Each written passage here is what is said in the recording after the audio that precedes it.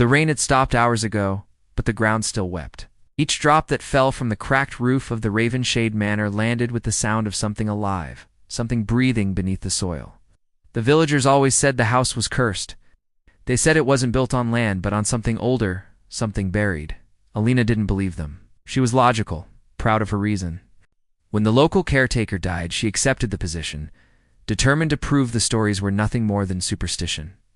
She moved into the small cottage beside the manor, the one with ivy, creeping up its walls like green veins reaching for the sky. The first few days were quiet, too quiet. The manor loomed in the distance, a silhouette against a dying sun. Its windows, dark and deep, seemed to stare back at her. At night, she often heard faint murmurs, like voices talking behind a closed door. She assumed it was the wind, or perhaps her imagination. But the wind doesn't whisper your name. On the fourth night it began. At exactly 3:08 a.m., Alina woke to the sound of footsteps. They were slow, deliberate, moving across the upper floor of the manor. She tried to ignore it, but something about the rhythm felt unnatural, uneven, as though whoever or whatever was walking had more than two legs. She wrapped a shawl around her shoulders, grabbed her lantern, and stepped into the mist. The gate to the manor creaked open as she approached, though she hadn't touched it. Her lantern's light flickered weakly, casting trembling shadows across the walls. Inside, the air was suffocating. A heavy scent of burnt wood and old iron filled the hall. The portraits that lined the corridor were distorted by time, their painted eyes sunken, their expressions warped into silent screams. Then came the whisper. Alina, her breath caught. The voice came from upstairs, low, almost tender. It spoke her name again, closer this time.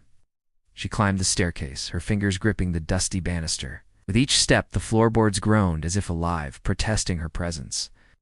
When she reached the landing, the whisper stopped. Then, from the end of the hallway, a door creaked open by itself.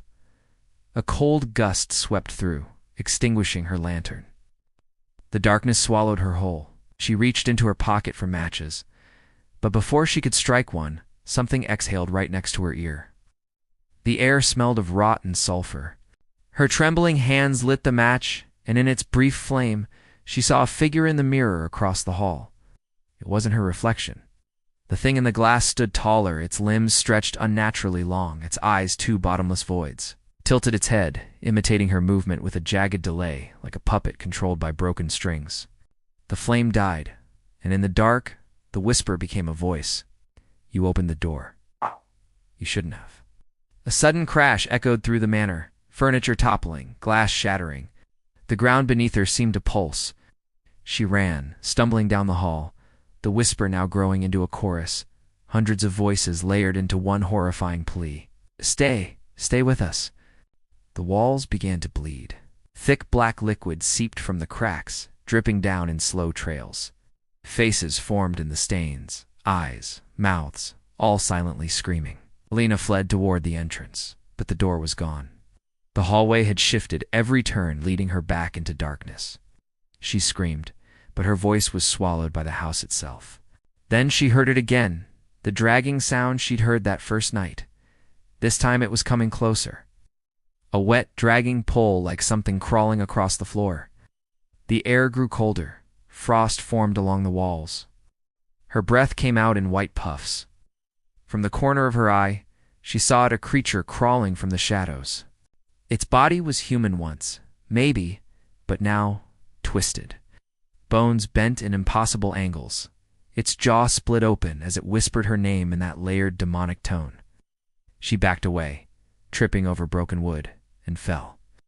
The creature crawled closer, its head twitching violently, its movements jerky like something reanimated. Woke me, it said, voice cracking like static.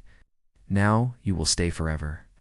Alina screamed as its hand reached for her face. She felt the cold burn of its touch, a sensation that wasn't just physical, but spiritual, like something was clawing at her soul. And then, silence. When she opened her eyes, she was outside. Dawn had broken.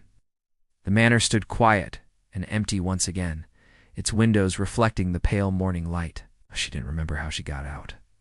She packed her things that same day. But when she tried to leave Ravenshade, her car wouldn't start. Not once. Not even when the mechanic came from the next town. The engine was fine, but every time she turned the key, she heard that same whisper from behind her. You can't leave. You belong to the house now. 3 days later, the villagers found her sitting on the porch of the cottage still, silent, her eyes black as coal. When they tried to speak to her, she only smiled and whispered, He's awake now. The manor was burned down that night. But those who watched from afar swore they saw figures moving in the flames, faces screaming soundlessly, hands pressing against the fire from within. And now, decades later, the land remains empty. Yet travelers who pass by on stormy nights still see faint lights flickering in the distance and hear a woman's voice, soft but clear, calling from nowhere. Stay, don't leave me too.